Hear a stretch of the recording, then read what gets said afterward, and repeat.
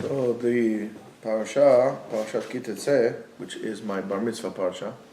Thank you. It's a beautiful parasha because it's my bar mitzvah parasha. By the way, it's the parasha that it comes really almost closing the year. A very, very special parasha because it's the parasha with the most mitzvot in it. And hey, Zalman. And say hello. And before I do that, I just want to remind everybody that since it's going to be Rosh Hashanah and we need, like any closing of a year, you have to give your statements. It will be really helpful if you can help the Yeshiva and donate for the Yeshiva, so you can have a little schut, a big schut, to to come with Rosh Hashanah, and we will have the schut to be able to continue functioning throughout the year. For example, you want to buy some Sfarim. I went yesterday. It was, I'll tell you, pretty expensive. But regardless of the two, but it doesn't make a difference how much it is. Any amount helps the yeshiva tremendously. So it will be very well appreciated. You can always do the donations through our yeshiva website at yeshivaetzion.com, and then there is a PayPal account there that you could pledge your donations there to us, and that's great. Anyway, so going back to the parasha, we always talk about revolutions, we talk about wars. There's always wars here and a war there, but there is really, if you think about it, one real war, and maybe the most important war that there is, that you have to win.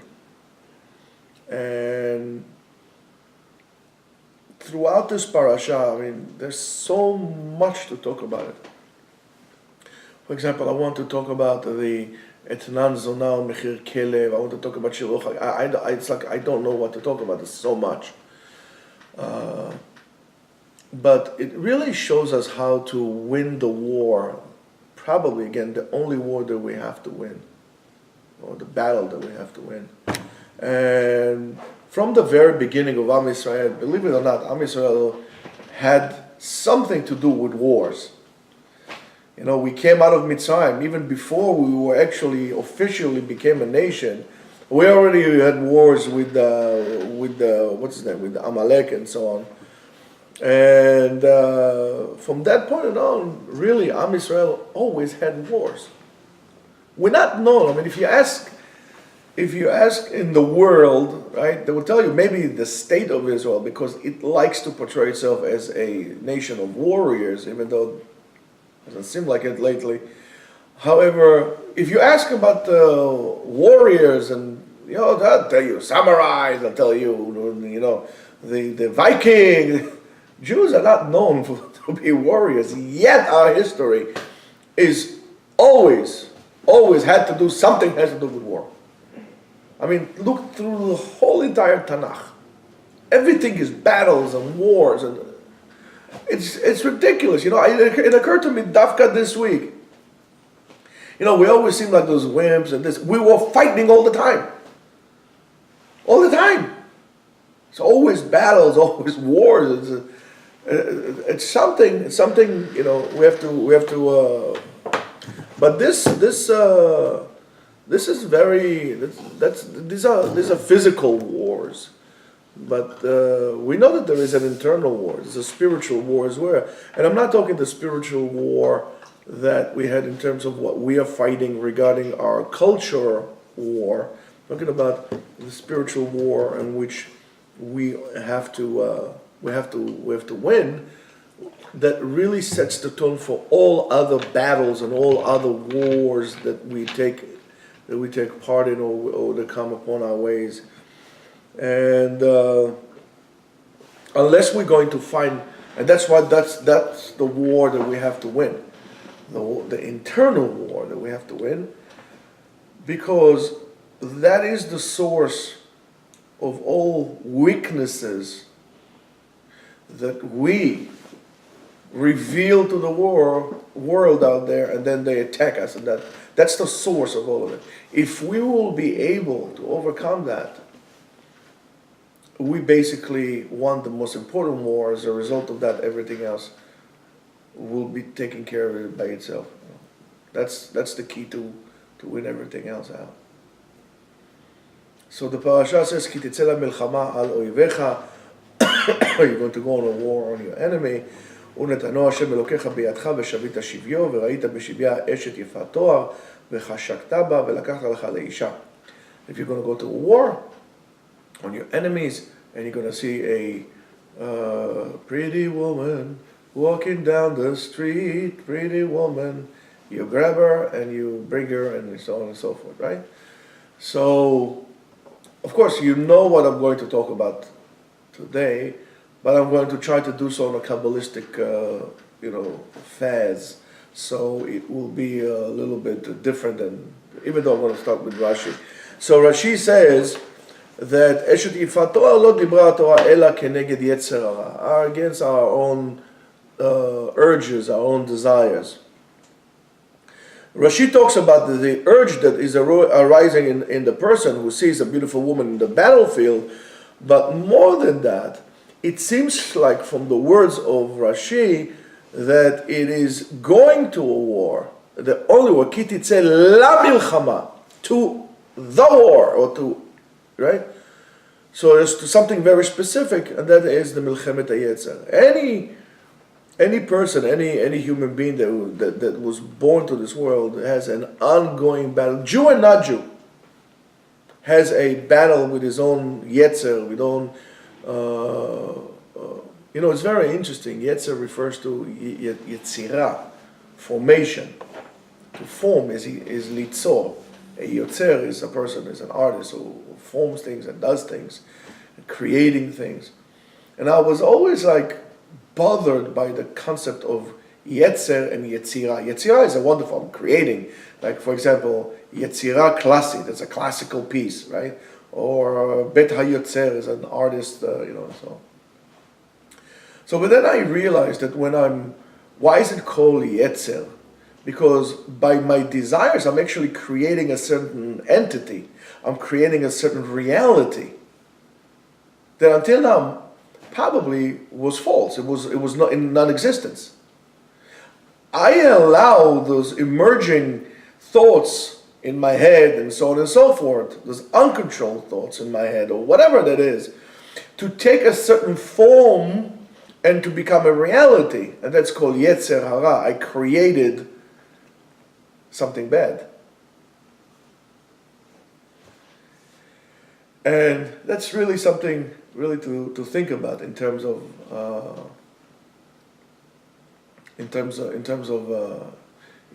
what exactly happening there. You make things real, and then it becomes a reality. And then once it becomes a reality, now you are trapped inside your own. I hate to say it, but your own matrix. It becomes a reality. I mean, that's what it is. Remember the woman with the red dress? That's exactly it. So, of course, but everybody is, when we're doing our cheshbon nefesh, or at least we should do a cheshbon nefesh, about what we lost or what we won in our avodah ruchanit of the year. You have to take an account of what you accomplished or failed, as much as you do in your work. If you have a business, you have to see what was your income, how much were your expenses, and so on and so forth, to see if you were profitable. So is a person who should do an inventory or a end of the year spreadsheet of his spiritual accomplishment or lack of accomplishments. If you were a business and you ran your business, and needless to say, if you spent more than you actually brought in, you heading in one way, which is a complete bankruptcy. But what happened if you equal? You had no growth. How are you going to continue next year? So every year that you haven't increased your spiritual gain, you are running towards bankruptcy. Before you're running out to the world out there to make money, to fill up your pockets with money, you need to make sure that your cash receivables are really, in the right column, not in the red column. Because you're losing. You're losing. And you're losing a battle. And it's just like at a certain point, it's going to be to a point of no return. You got to be very, very careful. I mean, I cannot tell you how careful you have to be. And we don't dedicate. We might learn Gemara, and we learn, Halacha, and we learn this, and we learn that. The question is there a certain spiritual gain that we gain in terms of Yirat Shamayim, in terms of spiritual elevation? Are we on a higher level this year, the next year? Now, not only we have to be on a higher level, we have to make sure that we have enough to finish the year. That we have such a surplus that we have enough to finish the year. If something, God forbid, happened, that we have enough to finish it. Which is, by the way, a very good thing for you to do with your money. When you make money, so let's say you're making, $100,000, okay? What happened? They have a good job. What happened if you don't have a job? All of a sudden you lost your job. Well, your expenses are going to be X. Do you have, for example, at least 3 months of your expenses saved to the side to cover up for the time that you don't have a job, that you need to cover your expenses? So until you find a job. Let's say it will take you 3 months to find a job. Do you have that money saved up? Let's say, for example, you have a telephone bill and a car bill and insurance and, whatever you have it over there. Do you have this money saved up? If not, I don't care how much money you're making. You're basically running your resources. And that's the inventory that we have to do at the end of the year. And I'm really serious. You have to. There is a way that HaKadosh Baruch Hu created this world for us to. I mean, you don't need to be such a big genius to figure out spiritual. You don't need to go to a guru to figure out some mekubal, like a superstar rabbi with celebrities all over the place. Like Dances with the Stars. You're soon going to have Dances with the Rabbis, right?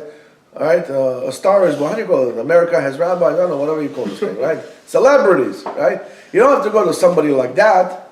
I love it, this guy, I saw the thing. He's the rabbi of all celebrities in Hollywood, really? So, yeah. So, you need to simply look and understand that this is identical. There's the yin and the yang. There's the mirror image of everything. So, if it works on the physical work, it will work the same way on the spiritual work. Do you have enough saved up to finish the year? Because it's going to get difficult throughout the year. And we're going to have the ups and downs of the spiritual ups and downs. Do you have enough saved? The answer is most of us don't. That's why most of us, need to work until the last day of their lives, because they never saved for retirement, regardless of how much money they made. Even if you don't, not everybody works and has a pension plan. But you have to have a 401k, you have to have some retirement, you have to have something for your retirement. That's why if you buy a big house when you're young, you're a fool. Because not necessarily you're able to keep this house. And if you do have a big house, sell it, save the money up for your retirement, buy a smaller house. Anyway, so that's the battle that we all have it. And all of us, we have to understand, we have a point inside of us that it's nekudat hayetzara. Again, and some people would scream at me. I don't really care. Scream as much as they want. But I need to use this example for you to understand. The yin and yang, right? The symbol. So the black has a white dot and the white has a black dot. All right? In every bad there is good, and every good there is bad. Inside of us, there is this dot that is the point of the Yetzer Hara. And that is the point we need to address. It's like the pressure point, in martial arts, let's say there are pressure points that if, for example, I would press you here, it's not going to hurt as much if I would press you there. So that's like, nerve junction, muscle, fiber, but that's the point with this very sensitive point. For example, I don't know, I can punch you in the shoulder, it's not going to hurt. But I'm going to, push you on the elbow. One example? No example. I can show you demonstrations, I can't wait. So we all have this point, and that's the point that is the source of all. If we're going to talk about radiation, that's the point of all pollution that comes to us. That's the point that controls everything. Since it's the point, it will be pointless to address all the other areas, just address that point. And you have to know where it's coming from. And if you'll be able to figure it out, where is it coming from, you're able to figure out how to control the Yetzer Hara. And actually, make the Yetzer Hara work for you. Because you cannot destroy Yetzer Hara. Your Yetzer Hara will be destroyed when you're dead. Everybody has Yetzer Hara. The thing is how to make it work. Like the Art of War, right? Everybody read it. I'm sure you all read the Art, right? You didn't read the Art of War? I read The Prince, not the Art of War. Yeah, I read it. You should read the Art of War. It's a very good book. And then you should read also the Book of Five Rings. It's also very important books. Lord of the Rings? No, Lord of the Rings. The Book of Five Rings by Miyamoto Musashi. Goodness gracious, you had balls of fire. Lord of the Rings. Lord of mercy. Lord of mercy. Lord of mercy. Anyway, no, not Lord of the Rings. The the Book of Five Rings and Art of War is the Art of War is a very interesting book. Get it? It's wonderful. Then we're going to go to the I Ching. Anyway, so the words Ki Tetzei milchama lo oivecha that starts the parasha really hints to us to the spiritual aspect of reality itself, because the pasuk could have says Ki tilachem beoivecha. When you're going to fight your enemies. No, Ki tetzei milchama lo oivecha. If you have an enemy, you have to initiate battle with him. You have to strive for contact. There's a threat. You don't just sit there until the threat becomes so big. You actually, you have to pursue contact. And of course, the emphasis is on going out. Yetziah, go out. That's what they teach you. When you become, in special forces or any kind of, hostage situation. You have to seek contact. You don't just wait there if there's a threat. Of course, to others, you have to seek contact. You just sit there. I'm a cop. I'm going to hide behind the tree. Call my mommy and take pictures on Twitter or whatever it is. So Chazal says, when it says Yetziah, when the Yetziah of the Neshama to this world, the Neshama comes from its source, right, which all the way up there, to do a specific duty in which HaKadosh Baruch Hu gives it. That sits kind of with what you were saying. To a specific purpose in this world. The Neshama is taken out from the world up there, from its source, and HaKadosh Baruch Hu sends it on a mission to this world.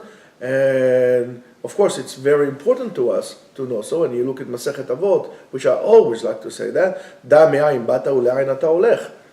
Avot Perek Gimel, Da me'ayin bata u'le'ayin ata olech. In order not to get lost in your way, you have to know what is it, especially if you are so-called, let's say, an undercover or you're in enemy territory. You have to make sure that you remember what you're here for altogether, or why you're doing this, and what's your job, and who is your employer, and so on and so forth. And if you do so, you really understand. You could understand the battlefield better, and what are you fighting for? The problem is that many times we forget what we're fighting for. That was the biggest turning point in, for example, the Vietnam War. The soldiers forgot what they're doing there for. They thought at a certain point that the government just wants to control them, and therefore to send them to fight in Vietnam. They forgot what they were fighting for. Of course, there will be people from within, or voices from within. And again, this is just an analogy of something that happens inside, and whatever happens inside is also what happens outside. But there will be voices out there that will tell you, No, they're just setting you to, they put doubt in your head, like the fifth column, they will put doubt in your head while you're going to a war. Happens in Israel, happens in America, happens all over the world. Oh, we're going there to this. No, you're going there for oil. I'm going there for this. No, you're not going there for that, Those voices exist also inside of you. There's no difference between the two. It's just the same pattern, just on a smaller scale or on a bigger scale. Especially since we know that a person is an olam bimlo'o. So therefore, that's what it is. So the neshama goes out like this.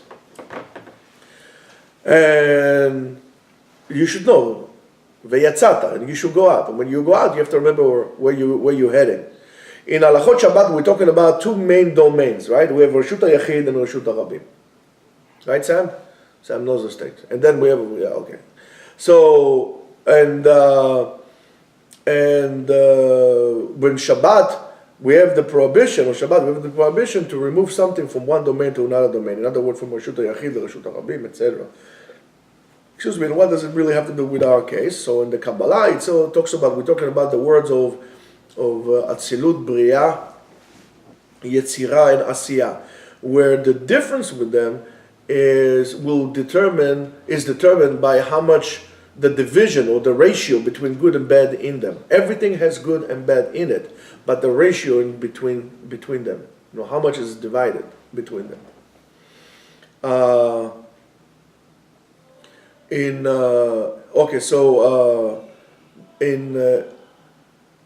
What is this?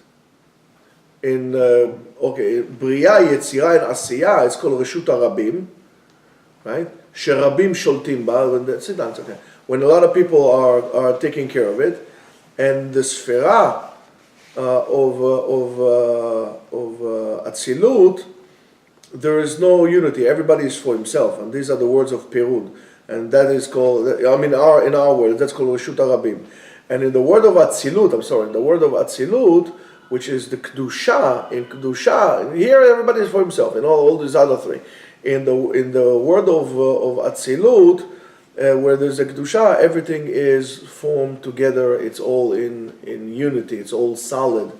So in the Halacha, the amount that causes, or there's a certain measure that causes the Reshut HaYachid, right? Or a domain. What is the minimum amount that we have to call a domain? Right? It's 4 amot, rochav, ו10 טפחים gova, and 10 טפחים high. That's a unit of a domain.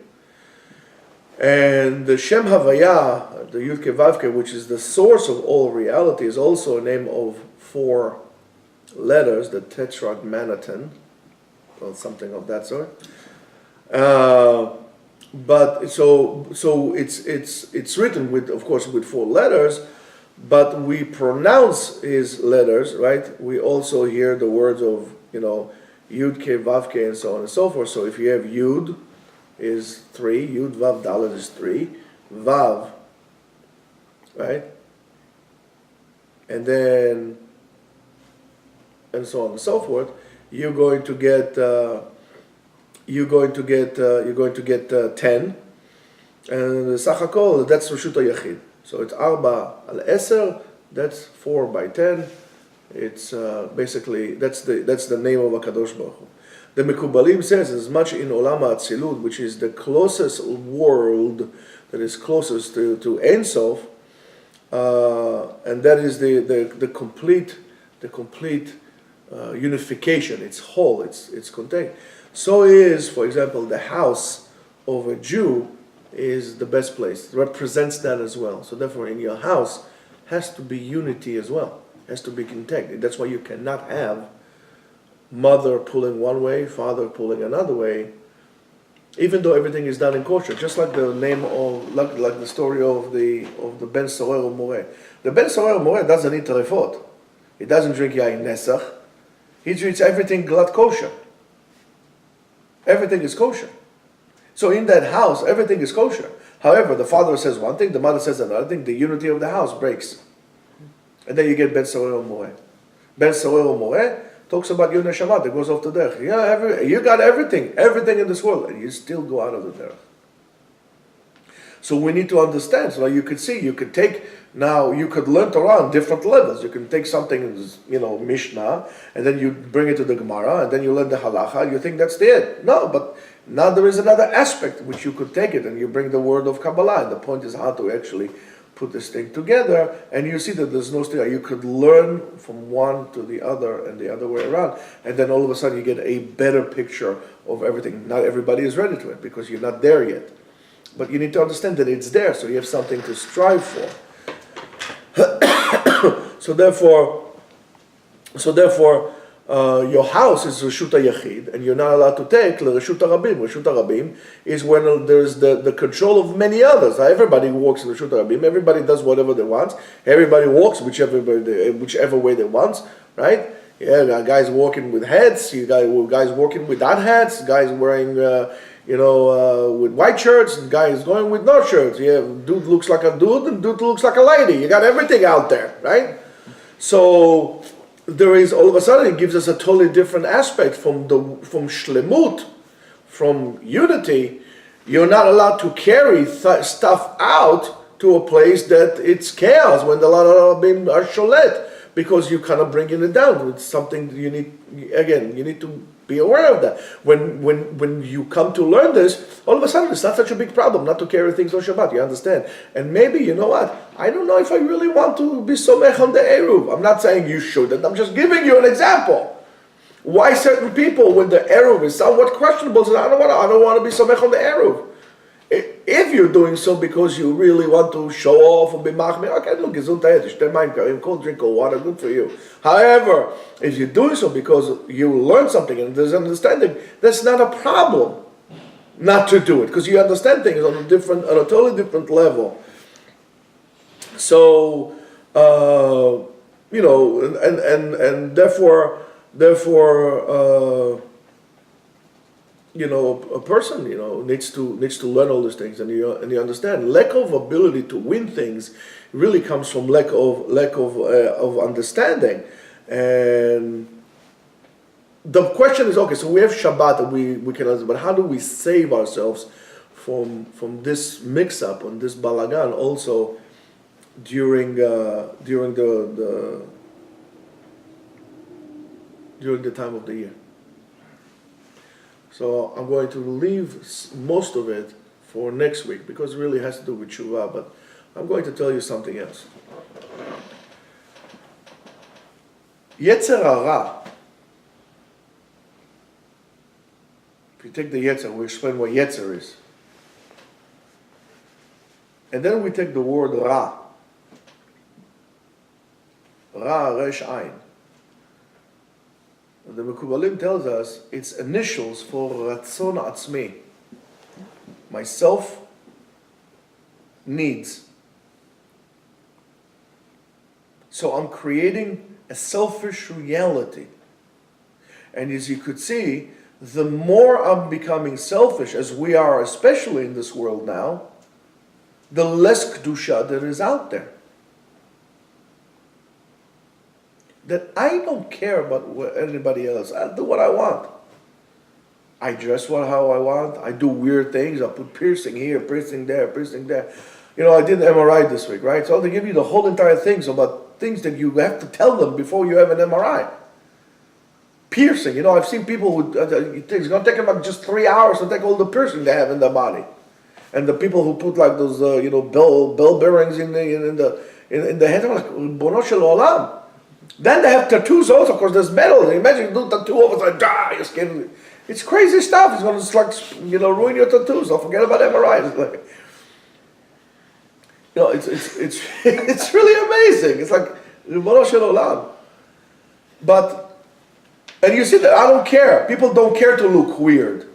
As a matter of fact, people would, we always try to look, presentable. You try to look pretty. You try to look handsome.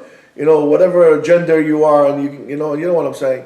However, today, people don't mind to really uglify themselves just to shove it in your face. You're making yourself look like a nightmare just to show your self-expression. That's the Yetzer Hara. So how do I really overcome that Yetzer Hara? I need to understand that I have to stop being selfish. I have to start learning doing things for the klal. I'll give you an example. What the heck do I have to care if I have to go to shul? I don't have to go to shul. They have minyan, they don't have minyan. Patli. I'm tired, I want to sleep. But this tired, I want to sleep creates a whole different mahalach internally inside of you. Because then you really evolve and revolve around yourself. But if you're saying, I am tired, but there are other people there who are tired also. But they're coming to minyan, they need one more person. That's me. That teaches me to get off the bed and do so for the klal. I know I'm tired, but I need to do so for the people. Okay, so there are 10, 15, 20 guys, 25 guys learning in Yeshiva. Okay, well, do I need to come? Let them learn. I'm tired, or I'm busy, or I have this. No, I need to go there. Excuse me, to be mechazek. Because there's a difference. Is there 20 guys or 21 guys? If there are 30 or 31 guys. I need to learn to do things for the klal. In other words, I need to ask all the time, where could I give? What could I do? Can you please tell me what can I do? How can I help? How can I give? When you understand that, you're reaching out to the point of the Yetzer Hara, you're going into the belly of the beast. You are putting your hand in where it hurts, because the Yetzer Hara, that formation of evil, of the formation of selfishness. Not that you don't have to have I'm not talking about the Tzon me that you're going to have no self-esteem and no self-identity. I'm not talking about this. I'm talking about selfishism. When you are selfish, that it's always like what you could do for me and not what I could do for you. When you don't understand that the other person is there as an opportunity for you to give. So therefore by him just existing, you have to be thankful, because now you can do mitzvot, you can help out. You can help out yourself when you're helping out others. When you give from yourself to the other and you're helping him, you are first of all helping yourself. So therefore you have to be a complete moron to be selfish. Because the ultimate self-benefit is when you give from yourself to others. So even selfish you don't know how to be. You're a fool. As Confucius said, you're a buffoon. You're a buffoon. Inspector Clouseau. So to really overcome this, you have to learn to give from yourself. In all aspects. And that means to show responsibility, coming to minyan. To show responsibility, to get up in the morning. You're tired, you have a headache, you got your period. I don't know what you have. You have to come to minyan. You have to come to shul. You have to strengthen your friend. Say, Habibi, I'll wake you up. You have a hard time? I'll wake you up on the way to shul. I'll stop by your house. So you leave 5 minutes early to go pick up your friend for him to come. Tovim hashnayim min ha'echad. Now you be mezakeh him, and now you mezakeh everyone, because today maybe instead of 9 people there are 8 people. Now you made minyan. Now now when you come into shul and you made the minyan, you're welcoming the Shekhinah, because there are 10 people, the Shekhinah is there. You are the one ushering the Shekhinah into the domain, so the people can pray, because the people can say Kedusha. Now you understand why you can only do Dvarim Shebekdusha only be'asara, because asara, a group, creates a unity of the klal. And only when there is unity of the klal, there is Kedusha. There is holiness. There could not be holiness when it's a fragmented group of individuals. And we therefore need to increase the Kedusha by increasing the unity. And we should be a core of condensation when things are being formed around us. And the best way to do so is the core of Torah. That's why a person that hurts the Torah hurts the very well-being of HaKadosh Baruch Hu in this world. When you're affecting learning Torah in unity, that's why it's better to go to a place that people are learning. And let's like 2 people here, 1 people there, so it's going to be... No, you can't do that. Oh, we're spreading Torah, Rabbi. You're not spreading Torah. You're spreading, the opposite of Dusha, which is Tum'ah. You're breaking away. Because if we are a core of 50 people learning in a Bet Medrash, it's different if we have 5 people learning in 10 different places. I had a whole argument with people at one point. We're spreading Dusha. What's wrong with that? You're not spreading Torah. You're not spreading Dusha. You're fragmenting. You're breaking. And you're doing so for yourself because you want to batch for yourself. You don't want to batch for others. So don't use the name of the Torah to self-promote yourself. You want to self-promote yourself, go get a job somewhere else. Somebody called me the other day. He says, do you mind I was thinking to do a project. Would you like to help me? Or I said to him, for Torah like this, to spread in that manner, if you're asking me to help you, I'd be more than happy to help. That's what I'm here for. But as much as I would not take guys from somebody else's shul or somebody else's yeshiva, it's not like this. You want me to come and give you shul so people, I'm alone. Yagdil Torah v'yadir. For that, Yagdil Torah v'yadir.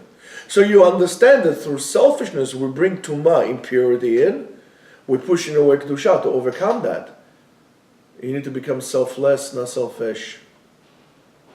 And you need to understand that there is an ongoing war out there because that's what you expect from a mature person. A baby is all one selfish entity. Because the baby needs that for its survival. The baby is crying, does not care if it's 3 o'clock in the morning and mommy hasn't slept all night. Like my daughter called me, I said, what's the matter? You look so tired. She said, I didn't sleep all night. I said, why? What's the matter? The baby didn't sleep. Why the baby didn't sleep? I said, I don't know. Didn't sleep. She said, her husband took the baby 6 o'clock in the morning and fell asleep finally. So I said, are you okay? She said, yeah, I'm fine. It's the baby. You understand? It's a baby. You can't be angry with the baby. It's a baby. He wants to eat. I don't know. Had gas. I don't know. I have no idea. But a baby needs that to survive. You're not babies anymore. You're ready to make babies. You're not babies.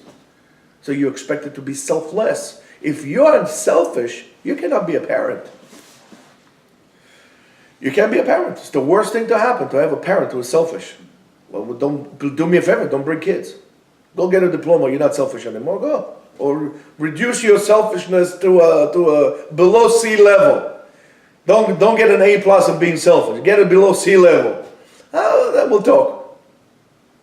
If you're getting an F in selfishness, that's terrific.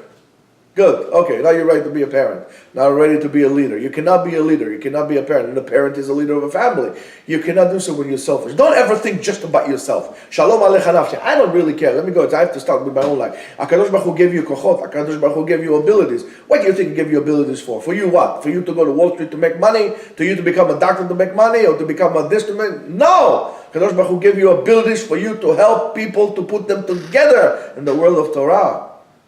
When you're sitting down and you have like a whole group of I don't know, 20, 30, 40 people, 50 people sitting down, 10 people sitting down learning from you, and you're the only one who can teach them, you got to take a very good look at what are you doing in your life and why aren't you doing this, because they listen to you. They need you. They don't need somebody else.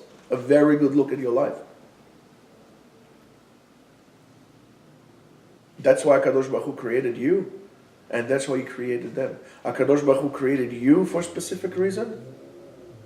And HaKadosh Baruch Hu created the whole entire world for you for a specific reason. Why? For you to help them. Everything is there for you to maintain the world. And that's why we cannot be mashchit and destroy the world. That's why we have to be responsible about our environment. I'm not talking about global warming. I'm not talking about those things. That's nonsense. That's not in our control. I'm talking about not killing trees. For example, the Midrash tells us about Shiluach HaKen, sending the bird. I'm sorry, the Midrash. The Pasuk tells us about Shiluach HaKen. And then there's a discussion, maybe, how about a big bird? It would make more sense for me to take the mother and to throw out the babies, the mother for me, for my benefit. And the answer is no. Even the Tzipor Gdolah, the big bird, the mother, not big bird from Sesame Street, right? Send it out, and you keep the babies. Why is that? Why should I keep the eggs? I should keep the eggs, or I should keep the chicks? I should keep the, let's say for example, the chicken, they let me more eggs, or the dog will mail more eggs, I'll have more. No, if you're going to do so, you're going to basically destroy a species, and you're not allowed to do that. You have to make sure as a human for the continuation of the species. That's your responsibility. That's why Kadosh Baruch Hu created this. All for you to do that.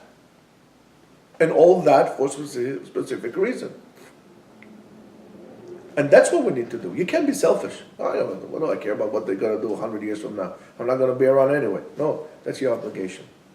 Rabotai, that's why you cannot come to Rosh Hashanah empty-handed. So not only give more tzedakah, not only give more tzedakah to yeshiva, not only come now more to learn and continue with that throughout the year, because as much as you learn now, you have to learn more next year. But you also have to say, how can I help the klal, the general? What could I do? If there is a struggle in shul, how could I do to support it? If it's my shul, of course, right? If I'm going to go to other shuls, then everything's going to fall. I'm here. If I have a yeshiva, what could I do to help my yeshiva? I'm learning here. Yeshiva is not here for me just to teach me. It's also an opportunity for me to give. If I have a friend, I should not go to Africa to find some Jews of the derech to bring them to tshuva, because that's an ego trip. And that I shouldn't do. But I have friends right here, around me. How can I go to help them? What can I do to help these people? Think about this. Try to combine everything together and see you get a wonderful, wonderful meaning for your next year. With that, you could come to HaKadosh Baruch Hu and say, listen, HaKadosh Baruch Hu, I know my actions weren't so good. I know I screwed up, but I think I have a good plan. Can you give me one more year, please? Shabbat Shalom.